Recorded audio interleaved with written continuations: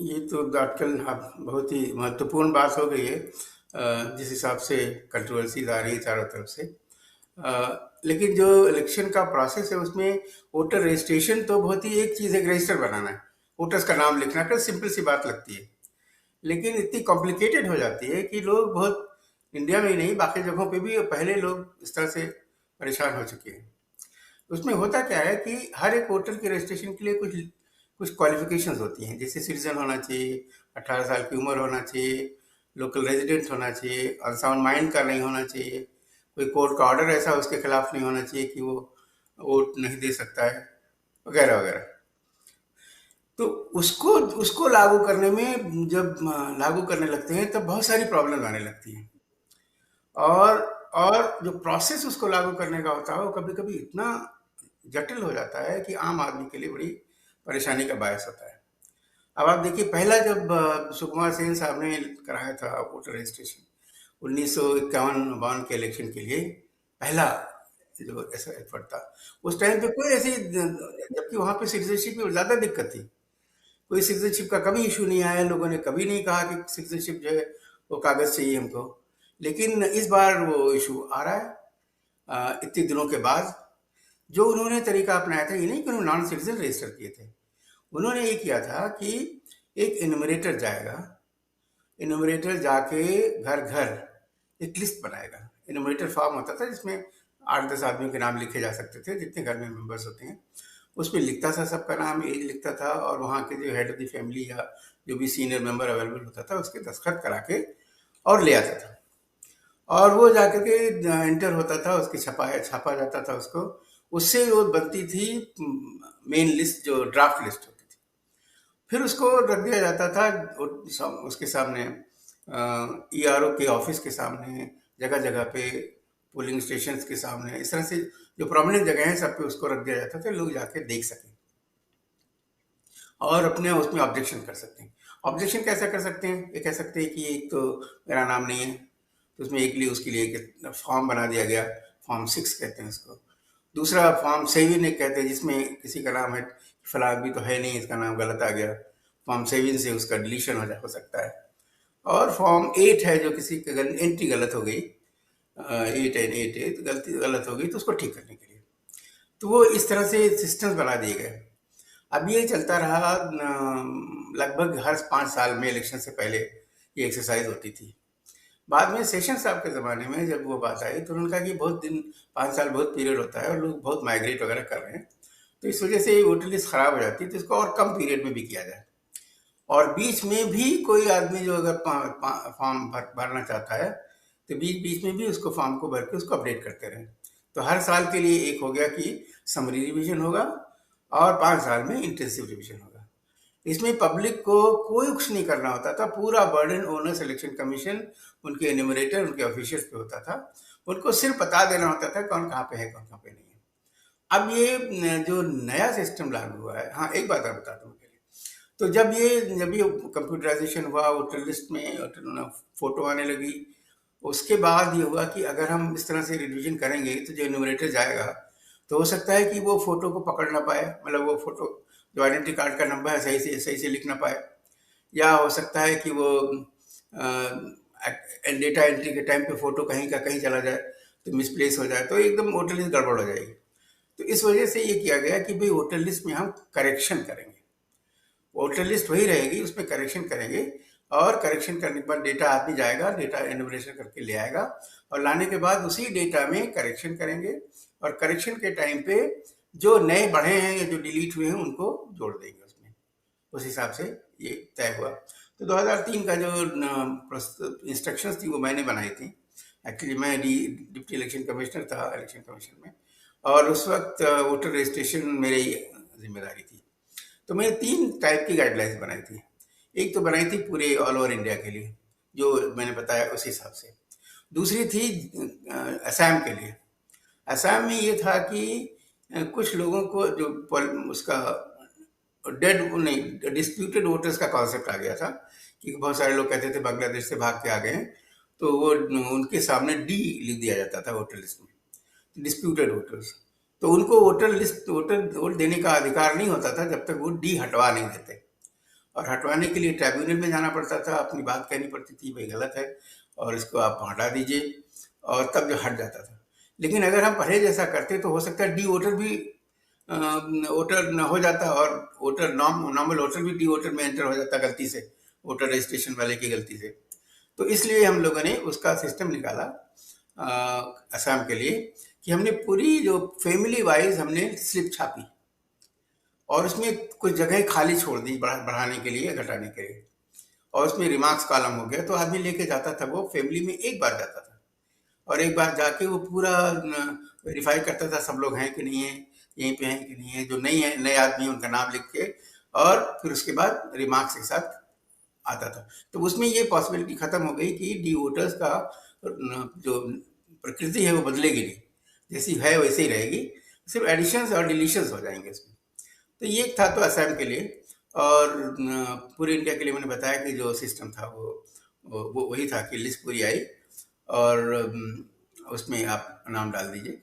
तीसरा, उसमें D voters नहीं थे। तीसरा था कश्मीर के लिए। कश्मीर में माइग्रेंट वोटर बहुत होते हैं, बुग्याल वगैरह में जाते हैं, तो गर्मियों में अगर इलेक्शन होता है तो चले जाते हैं ऊपर, घर के पास नहीं रहते हैं। तो उसमें चूल्हा नंबर का कॉन्सेप्ट लाया गया और वो चूल्हे नंबर से उनकी एंट्री होती थी उसमें, और उसके लिए अलग से इंस्ट्रक्शंस जारी हुई। तो इस तरह के 3 इंस्ट्रक्शंस जारी हुए थे। ये कंप्यूटराइजेशन की वजह से ये हुआ। उसके बाद इलेक्शन कमीशन ने सोचा कि बार बार बहुत ही कम्बरसम प्रोसेस है, तो हम एनुअल रिवीजन करेंगे। अब एनुअल रिवीजन में जनरली नवंबर वगैरह में स्टार्ट करते थे लोग, और वो पुरानी लिस्ट को कंपाइल करके और वो पब्लिश कर दी जाती थी। पब्लिश करने का मतलब होता है कि आपको हर जगह अवेलेबल होगी, आप इंटरनेट पे भी देख सकते हो, आप ईआरओ के ऑफिस में भी जाके देख सकते हो। बाद में ये एक मिसेस राय के कहने पे, उनके रिक्वेस्ट पे एक्चुअली इलेक्शन कमीशन ने कहा कि हर गांव सभा और वार्ड में इस वोटर लिस्ट को हम देंगे, वो पढ़ी जाएगी वोटर लिस्ट, और पढ़ने के बाद अगर कोई गलती मिलती है तो उसको करेक्ट किया जाएगा। तो ये सिस्टम इंट्रोड्यूस हुआ। और उस वक्त भी मैं उस वक्त था इलेक्शन कमीशन में, और मैं भी इंस्ट्रूमेंटल था इसको कराने में। तो ये हुआ कि वो पढ़ ली जाएगी, उसको पता चल जाएगा कौन आदमी कौन है कि नहीं है। पब्लिक पे स्टिल कोई वजन नहीं आएगा यह साबित करने के लिए मैं यहाँ पे हूँ, वोटर हूँ। सिटीजनशिप का कॉन्सेप्ट था कि सिटीजनशिप कैसे ठीक कंट्रोल की जाए। उसमें अगर किसी को लगा कि फला आदमी वोटर नहीं है, सिटीजन नहीं है, तो कोई आदमी कंप्लेन करता था।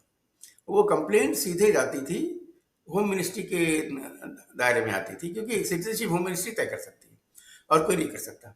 तो सिटीजनशिप उसको होम मिनिस्ट्री तय करके जो कहती थी कि ये सिटीजन नहीं है तो उसको निकाल दिया जाता था उसके वोटर लिस्ट में से।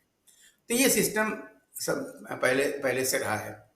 और अभी भी इलेक्शन कमीशन के पास कोई, इनफैक्ट गवर्नमेंट ऑफ इंडिया ने भी ना इलेक्शन कमीशन को ऐसा कार्ड जारी नहीं किया है जिससे कहा जाए कि फुल प्रूफ सिस्टम है नेशनल आईडी कार्ड या सिटीजनशिप का।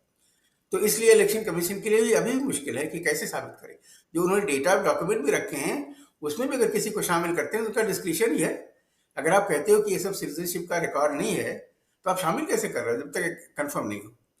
तो अभी भी जो 11-12 जो डॉक्यूमेंट रखे हुए हैं वो भी दे आर नॉट, वो भी सबूत नहीं है सिटीजनशिप का। लेकिन वो एक सिस्टम एक लाया गया, और वो जो गाइडलाइंस हैं उनको अगर आप देखिए तो इसमें साफ लगता है कि सिटीजनशिप के जो एक्ट है उसमें लिखा हुआ कितने साल से पहले अगर पैदा हुए तो उनको ये होगा, इतने साल के बाद पैदा हुए तो उनका ये होगा। उस चीज़ को इसमें इनकॉर्पोरेट करने की कोशिश की है। जो इलेक्शन कमीशन ने मेरे ख्याल से गलती की है, वो अपना काम दूसरे का काम ले करके अपने सर पे अपनी बदनामी करा रहे हैं। तो ये बात ये हुई कि जो आज के दिन जो हो रही है बात कि सिटीजनशिप को इलेक्शन कमीशन वेरीफाई कर रहा है, उसकी वजह से इनको प्रॉब्लम हो रही है और उसकी वजह से क्रिटिसिज्म भी बहुत हो रही है। जैसे आपने बताया कि वोटर लिस्ट को साफ करने के लिए तो हर एक आदमी चाहेगा कि वोटर लिस्ट साफ रहे जिससे कि सही इलेक्शन हो सके। लेकिन उसको करने का तरीका जो अपनाया गया उसमें प्रॉब्लम लग रही है मुझे। अनेकों कंट्रीज में बेसिकली एक्सक्लूजन करने के लिए वोटर लिस्ट जो है एक ऐसा इंस्ट्रूमेंट है कि उसी के थ्रू एक्सक्लूड किया जा सकता है किसी ग्रुप को फ्रॉम वोट करने के लिए या उसको वोटिंग प्रोसेस से। तो अनेकों कंट्रीज का एग्जांपल मेरे जहन में आ रहा है। जहाँ पे उन्होंने कोई सिस्टम लगा दिया, कोई एडिशनल डॉक्यूमेंट मांग लिए, जिसकी वजह से रजिस्ट्रेशन नहीं हो सकता। जैसे एक बार इवन अमेरिका में एक वो था कि ब्लैक्स के लिए एक एडिशनल डॉक्यूमेंट मांग लिया उन्होंने, और वो डॉक्यूमेंट मिलना बड़ा मुश्किल होता था उनको। सरकारी तंत्र ऐसा था, तो उनको वो लोगों ने लड़ाई लड़ी, अल्टीमेटली वो काफ़ी हद तक उसमें सुधार आया। तो ये जो प्रोसेस है इन्होंने किया है, जो बिहार का भी प्रोसेस इसी से जुड़ा हुआ, जो अभी वाला प्रोसेस है वही जो बिहार वाला प्रोसेस था। सिर्फ इतना था कि बिहार के उस टाइम पे फ्लड आया हुआ था, तो वो काम और मुश्किल हो गया बीएलओज के लिए। ये बात अलबत्ता है कि बीएलओज ने उसको कैसे किया, मुझे नहीं लगता है किसी से ईमानदारी से किया होगा, क्योंकि वो उतना कर नहीं सकते थे। अब आप देख लीजिए, 1200 अगर वोटर हैं एक पोलिंग स्टेशन में, और अगर 5 लोग हैं तो भी 240 बनते हैं, हाउस होल्ड बनते हैं। अगर 3 हैं तो 400 बनते हैं, और आजकल ज़्यादातर फैमिलीज ऐसी हैं जिसमें 1 या 2 लोग भी होते हैं। तो 4, 450, 400, 500 के बीच में नंबर होगा। और उस बीएलओ को इन जगहों पे जाना है, कागज देना है, और इंडिविजुअल को देना है, पूरी फैमिली का लिस्ट नहीं बनाना है, इंडिविजुअल को देना है, और उसके बाद उसको वेरीफाई कराना है, वो उसका डॉक्यूमेंट लेना है, और लेने के बाद आना है। अब आप सोच लीजिए, 1 महीने का टाइम दिया हुआ है, 1 महीने में छुट्टी भी हो सकती है। उसके बाद उसका काम अपना है, वो आपका आपका एम्प्लॉय तो नहीं है, आपका काम करने के लिए डिप्यूटेड जरूर है, लेकिन उसका अपना ऑफिस का काम भी है। तो अगर 8 घंटे की ड्यूटी, तो अगर 2-3 घंटे भी देता है, 5 घंटे इनको मिलते हैं इलेक्शन कमीशन को, तो भी अगर आप कैलकुलेट करिए तो इतना टाइम नहीं है कि इस काम को ईमानदारी से किया जा सके। और इसीलिए जहाँ जहाँ ईमानदारी से लोग करने लगे, वहाँ टेंशन आने शुरू हो गए। जैसे केरला में लोग पढ़े लिखे लोग हैं, अब वहाँ कोई आदमी ऐसे आपकी तरफ से दस्तखत करके तो नहीं दे सकता। हो सकता है बिहार में ऐसा हुआ हो, ऐसी शिकायतें भी थी कि बीएलओ ने अपनी तरफ से दस्तखत करके उन्होंने अपलोड कर दिया। तो जहाँ वो करने लगे वहाँ पे टेंशन शुरू हुई, because they were not able to do it, कर ही नहीं पाते थे, कर ही नहीं सकते थे। तो एक तो ये है कि इनका जो टाइम लाइन है बहुत ही अच्छा नहीं है, बहुत ही खराब है, एक्चुअली इम्प्रैक्टिकल है। दूसरे ये कि बीएलओ एक आदमी जो उस लेवल पे है, जैसे गांव में जो न्यूट्रिशन वाले जो लेडीज हैं, एएनएम्स हैं, उनका इतना लेवल नहीं है कि वो उस डॉक्यूमेंट को स्कैन भी करें, भेजें भी, और अपने मोबाइल से, उसके लिए कोई सिस्टम नहीं है, अवेलेबल नहीं है इस चीज़ को तैयार करने का। तो वो भी एक एक्सपेक्ट करना उनसे कि इतना कि ये सब चीज़ें वो कर पाएंगे, ये भी सही नहीं है।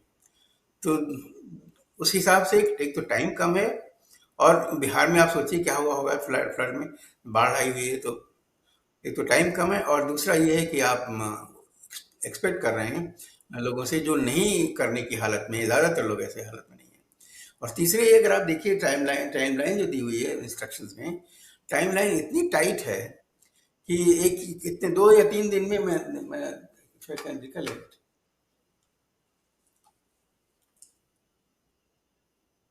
28/10 से लेके 3/11 तक, यानी समझ लीजिए 5 दिन 8, एक हफ्ता समझ लीजिए। इतने में आपको पूरी प्रिंटिंग तैयारी और ट्रेनिंग वगैरह सब करनी है। आप सोचिए, एक आदमी का ट्रेनिंग तो स्प्रेड ऑल ओवर है, पूरा पूरे पूरे स्टेट में, तो ये ट्रेनिंग भी बहुत ज़्यादा इंटेंसिव करना बड़ा आसान नहीं लगता है। दूसरे, इनोमिनेशन पीरियड आपने 1 महीने का रख दिया। इनोमिनेशन, जैसे मैं बता रहा था, इनोमिनेशन पीरियड में कितनी दिक्कत हुई होगी, क्योंकि एक तो टाइम उनके पास कम है, दूसरे वो कैपेबल नहीं है इस बात के लिए, और तीसरे इनोमिनेशन का मतलब ही होता है लिस्ट बनाना। आप यहाँ लिस्ट बना कहाँ रहे हो, आप तो एक एक लिस्ट दे रहे हो, एक एक पेपर दे रहे हो हर एक आदमी को, उसको दस्तखत करवा रहे हो। तो इनोमिनेशन ये नहीं है, एक्चुअली नाम इनोमिनेशन का जरूर है, लेकिन ये इनोमिनेशन रियल सेंस में नहीं है। ये आप वोटर के ऊपर पूरी जिम्मेदारी दे रहे हो कि ये करें। तीसरे जो उन्होंने डॉक्यूमेंट दिए, उसकी बेसिस पे आधार के लिए कितनी लड़ाई हुई। अभी जब इतने सारे पेंशन, कितने लोग हैं जो पेंशन लेके बैठे हुए हैं, जिनको आप डॉक्यूमेंट शामिल कर रहे हो। आधार तो पूरी आबादी रखे हुए है, ठीक है, उसमें कोई फॉरेनर्स हो सकते हैं, तो उसके लिए सिस्टम है ना, let home department, home ministry इस बात को करे। एक बार की बात है, जब मैं वहाँ पे था, इलेक्शन कमीशन में था, तो हमारे एक दोस्त हुआ करते थे, ए के जैन, वो जॉइंट सेक्रेटरी थे होम मिनिस्ट्री में। तो मैंने उनसे बात की, बल्कि मेरे ऑफिस में मैंने एक मीटिंग रखी। तो मैंने कहा कि आप हमारा, वो उस जमाने में एक नेशनल आईडी कार्ड का कॉन्सेप्ट चल रहा था, आडवाणी साहब के मिनिस्ट्री के अंदर में, होम मिनिस्ट्री में। तो मैंने कहा आप वो करोगे उसके बजाय हमारा कार्ड ले लो, पूरा डेटा ले लो, आप वेरिफिकेशन करा लो अपने फैसिलिटी से, और करके और इसी को री इशू कर देते हैं दूसरा नया नेशनल कार्ड के नाम उस पे, जिससे कि वो एक कार्ड रहेगा जो वोटर कार्ड भी होगा और नेशनल कार्ड भी होगा, और यूनिफॉर्मिटी आ जाएगी। वो उन्होंने कहा अच्छा ठीक है हम बात करते हैं, उसके बाद अल्टीमेटली कुछ उसमें हुआ नहीं। लेकिन कई कंट्रीज हैं जैसे बांग्लादेश, बांग्लादेश का इलेक्शन कार्ड नेशनल कार्ड के तौर पे आता है। तो कार्ड बनने से पहले ही वो पूरा देख लेते हैं कि कौन आदमी। और तीसरी बात यह है कि आप देखिए गांव में कोई माइग्रेंट होगा बाहर का, गांव में नहीं जाके रहेगा, वो जाके शहरों में रहेगा। तो आपको पूरे गांव वालों को परेशान करने की क्या जरूरत है? गांव वालों के लिए आप पुराना सिस्टम लागू कर सकते थे। आप गए, एक आदमी वेरीफाई कर। और तीसरे ये समरी रिवीजन में भी इलेक्शन कमीशन ने एक इनोवेशन किया था।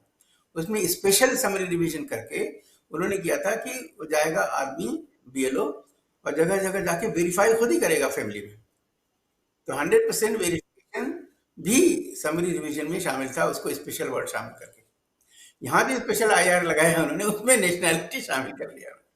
वो जो वो जो एनआरसी सी जो नहीं हो पा हुआ तक, उसको स्पेशल नाम दिया गया है सिर्फ एनआरसी को शामिल करने के लिए। और कोई अदरवाइज इंटेंसिव रिवीजन नहीं है, उसमें कोई दिक्कत की बात नहीं है। अब मैं नहीं कह सकता कि इंटेंशन ऐसा है कि लाया गया है, बट इसकी प्रोसेस का जो एंड रिजल्ट होगा वो यही होगा कि एक्सक्लूजनरी होगा, नंबर वन। नंबर टू, कोई भी सिस्टम अगर आपका फुल प्रूफ सिस्टम नहीं है नेशनैलिटी तय करने का, तो इलेक्शन कमीशन को ये बर्डन अपने ऊपर नहीं लेना चाहिए कि कि जो ये कागज नहीं लाएगा उसको हम नहीं लेंगे। उसका तरीका ही जो पहले सुकुमार सेन साहब ने, पहले इलेक्शन कमिश्नर ने जो किया था, that was a full proof system, और तब से अब तक चलता आ रहा था। अभी तक किसी ने वो चैलेंज नहीं किया था। तो मुझे नहीं लगता है कि ये जो किया इन्होंने वो सही किया है, और इसी वजह से इनकी बदनामी भी हो रही है एक्चुअली। एक्सक्लूशनरी। जी। एक्सक्लूजनरी तो इन इन इफेक्ट ये एक्सक्लूजनरी होगा, क्योंकि देखिए गांव में तो किसी के पास डेटा डॉक्यूमेंट नहीं होता है। जो बर्थ सर्टिफिकेट किसके पास होता है? डेट ऑफ बर्थ उसमें फॉर्म में देख रहा था कहीं कि डेट ऑफ बर्थ लिखी है, किसका डेट ऑफ बर्थ किसके पास होती है वहां पे? अब तो नई जनरेशन के हिसाब से लोग लिखने लगे हैं, पहले तो किसी की डेट ऑफ बर्थ होती नहीं थी सही। कोई आदमी गया स्कूल में, मास्टर साहब ने कहा कि कितना लड़का है, वो 5 साल का होगा, 5-6 साल का होगा, और उन्होंने देखा 2025 और 5 घटाया 2000 लिख दिया। और अगर अंग्रेजी स्कूल है तो उन्होंने लिख दिया जनवरी दिसंबर में लिख दिया, और अगर हिंदी वाला स्कूल है तो जुलाई और जून जुलाई लिख दिया। यही तो सिस्टम होता था ना। तो डेट ऑफ बर्थ मेंटेन करने का ज्यादातर लोगों में कुछ सिस्टम ही नहीं था। ज्यादातर लोग घरों में ही, बच्चे पैदा होते हैं तो उसका भी कोई रिकॉर्ड करने का कोई दिक्कत नहीं है। तो इसलिए इसको दुरुस्त करने के बजाय सीधे कूद जाना, बर्डन पब्लिक के ऊपर रख देना, ये तो किसी तरह से जस्टिफाइड नहीं था। मैं तो इलेक्शन कमीशन को मैं बहुत ही, मैं सेशन साहब के मैंने ज्वाइन किया मैंने, और उसको मैं बड़े हाई एस्टीम में रखता हूँ। अब तो मुझे उस पर इसीलिए उसके बारे में बात करने में भी ज़रा तकलीफ होती है कि जिस इंस्टीट्यूशन से हमने इतने सालों हमने लगाया है इसमें अपनी ज़िंदगी के, तो उसके ऊपर ऐसे इल्ज़ाम लगे तो बहुत अच्छी बात नहीं है। लेकिन इल्ज़ाम तो है। अब इल्ज़ाम को क्लियर करने का इलेक्शन कमीशन के पास है चांस। अनफॉर्चुनेटली वो चांस वो अवेल नहीं कर रहे हैं। कि बेसिकली हम तो, जैसे इलेक्शन कमीशन तो एक बॉडी है जो पब्लिक के लिए काम करती है। पब्लिक सर्विस में ट्रांसपेरेंसी बहुत जरूरी है। जहां जहां भी ट्रांसपेरेंसी कम दिखे, आप उसको ट्रांसपेरेंट कर दीजिए और सबका शक दूर हो जाएगा। तो अगर आप जिस हिसाब से, जैसे मैंने कहा कि टाइम लाइन ही इतनी टाइट आपने रखी हुई इंटेंसिव रिवीजन के लिए 1 महीना, कहीं मतलब जस्टिफाइड है? It should never be done like that. क्यों किया इन लोगों ने मेरी समझ में नहीं आ रहा है। जब आप ट्रांसपेरेंसी कह रहे हैं, मैं इसमें तो कमेंट कुछ नहीं करूंगा, बट लोग कह रहे हैं तो अब वो ये है कि ट्रांसपेरेंसी कम होने की वजह से, टाइमलाइन कम इम्प्रैक्टिकल होने की वजह से लोग कह रहे हैं। नहीं नहीं, 22 साल के बाद अगर आप कर रहे हो ये चीज़, कोई भी इलेक्शन कमीशन प्रैक्टिस प्रैक्टिस रही है, कोई नई चीज़ इंट्रोड्यूस करते थे तो ऑल पार्टी मीटिंग बुलाते थे कि ये मामला है, और अगर आप कोई आपको सजेशन है तो आप दीजिए, और उस सजेशंस को शामिल करते हुए गाइडलाइन जारी की जाती थी। इसमें आप देखिए बिहार एसआईआर हुआ, इतनी सारी कंप्लेंट्स आई, और कंप्लेंट के बाद जो दूसरा एसआईआर जारी किया उसमें कोई करेक्शन नहीं है। यहाँ तक कि अगर आप देखिए जो प्रकारण दिया हुआ है, क्यों दिया हुआ है ये मैं बता रहा हूँ आपको।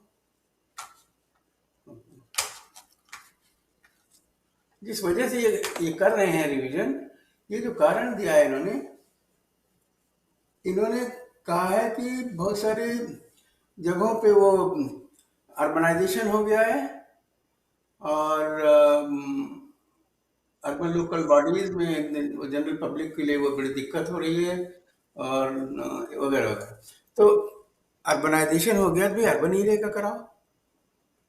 अगर कारण आपके पास, अगर आप ये कहो कि इतने दिनों से हमारी जो समरी रिवीजन और इंटेंसिव वेरिफिकेशन वगैरह वो सब इफेक्टिव नहीं रहे हैं, तो इसलिए हम करा रहे हैं, बहुत समझ में आने वाली बात है। आपका कारण ही क्लियर नहीं है, तो वो बात तो है कि उनको पहले लेना चाहिए था on board. After all stakeholders सब पॉलिटिकल पार्टीज हैं, उनको आप अभी बताओगे भी हम सिस्टम की हमारी प्रॉब्लम है, हम इसको दूर करना चाहते हैं, और दूर करने के लिए हमारे पास ये प्रपोजल है, और वो अपनी बात बताएंगे। उसके बताने के बाद आप उसको उसको शामिल करते हुए आप जारी करो।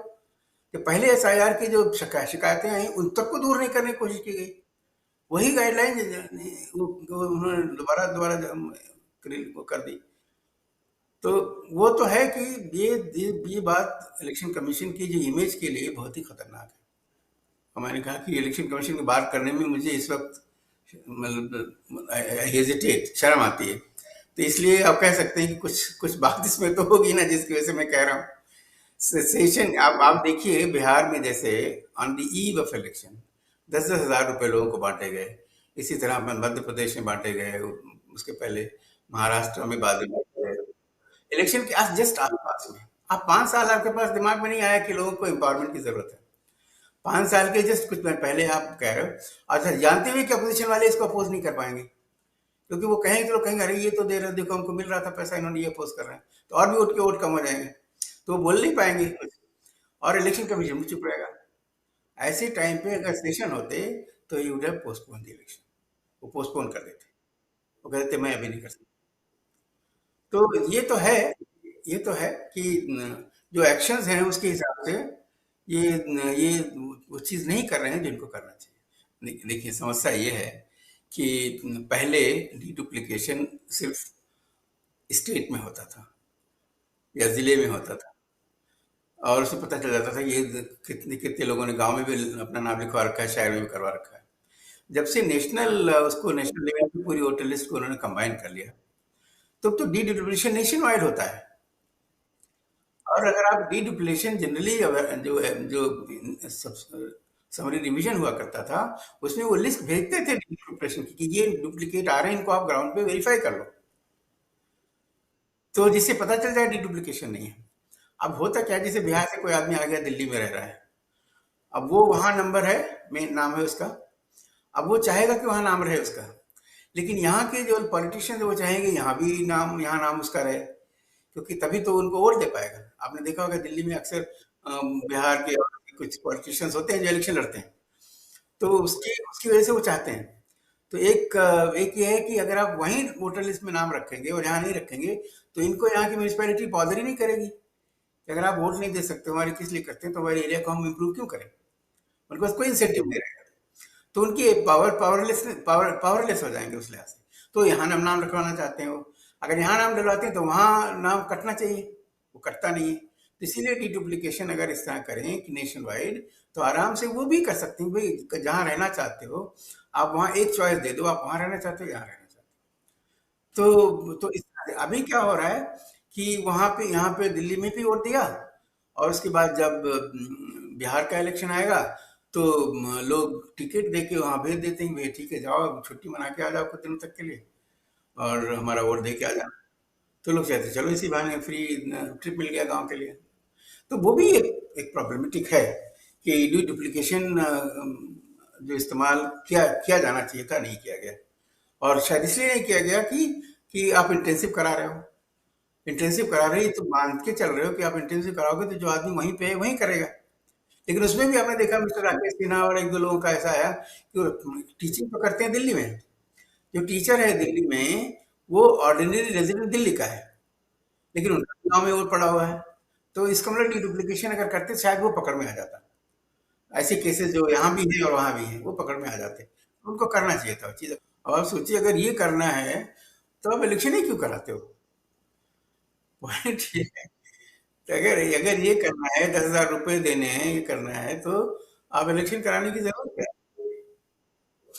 अपनी पार्टी के सामने रेमेडी है, अभी नेमिंग एंड शेमिंग की। और वो रेमेडी है कि वो उनका जो फील्ड स्टाफ है उतना ही एक्टिव रहे, उनके जो बीएलएज हो उतने ही एक्टिव रहें जितने की रूलिंग पार्टी के लोग होते हैं। अब प्रोसेस क्या है कि ये जो अभी लिस्ट बन रही है, ये परमानेंट नहीं है इलेक्शन के लिए। इलेक्शन के टाइम तक लोग इसमें नॉमिनेशन नाम बढ़ा सकते हैं, और इसमें एक्चुअली लॉ है कि लास्ट डेट ऑफ नॉमिनेशन तक नाम बढ़ाया जा सकते हैं। लेकिन इलेक्शन कमीशन ये तय किया कि कोई नॉमिनेशन के लिए लाता है तो हम उसको वोटिंग से 7 दिन के लिए उस पे डालते हैं, नोटिस बोर्ड पे डालते हैं। तो अगर आप एप्लीकेशन दोगे 7 दिन से पहले, तभी हम नोटिस बोर्ड में डाल के उसका डिसीजन करके शामिल कर पाएंगे।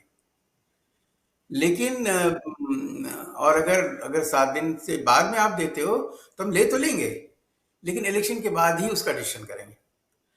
तो आप अगर आप इसको ट्विस्ट करना चाहें या लोकल लेवल पे मैनिपुलेट करना चाहें, तो बीएलओज को आजकल इतनी पावर हो गई, वो बैक डेट में एक्सेप्ट कर लेगा। और अगर अगर हाँ जी,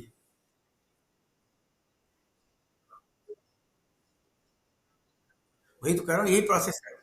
जो जो आपने बनाई, फाइनल लिस्ट बनाई, उसके बाद भी लोगों ने देखा होगा कि कौन कौन दे सकता है, तो उसका नाम इस तरह बढ़वा लिया।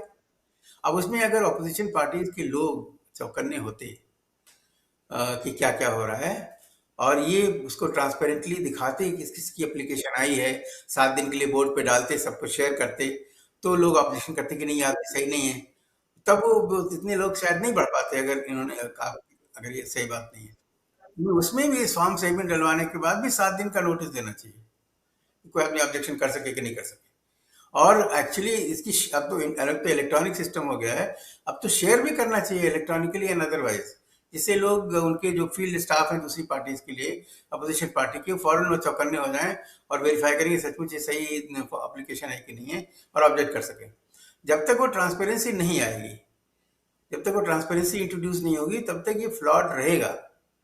और चूंकि टाइम कम था, इसलिए वो फ्लॉड हमेशा ही रहेगा। आप देख लीजिए जिस हिसाब से हो रहा है। अब इसमें डी डुप्लीकेशन इन्होंने रखा हुआ है, checking of the health of the parameters. हाँ, deduplication health of the parameter checking में आता है, वो 3/2 को हो रहा है, और 31/1 को वो फाइनल नोटिस इशुएंस वगैरह हो रहा है, जो जो हियरिंग और वेरिफिकेशन और डिसीजन, जैसे फॉर्म 6-7 पेज जो है, उसके बाद एक 3 दिन के अंदर वो पूरा पूरा प्रोसेस वो अपना रहे हैं हेल्थ डी डुप्लीकेशन का। तो वही वाली बात है कि नेचुरली नहीं हुआ होगा ग्राउंड पे। ग्राउंड पे अभी कंप्यूटर कनेक्टिविटी बहुत ज़्यादा नहीं, शहर की बात में छोड़ दीजिए, इंटरनेट कनेक्टिविटी अभी गांव में इतनी बहुत बहुत ही हाई लेवल पे नहीं है कि आप 3 दिन में पूरा प्रोसेस निपटा देंगे पूरी कॉन्स्टिट्यूंसी का। क्योंकि यारो भी उसी उसका है, हर एक आदमी वहाँ इलेक्ट्रॉनिक इंजीनियर नहीं है। तो इसलिए इसलिए बात तो सही है कि जो फॉर्म 7 जो डाले गए हैं, उसको दूर करने की, उस समस्या को दूर करने का एक ही तरीका है कि अपोजिशन पार्टी के लोअर लेवल कार्यकर्ता इस बात को इंश्योर करें कि गलत आदमी ना कर जाए।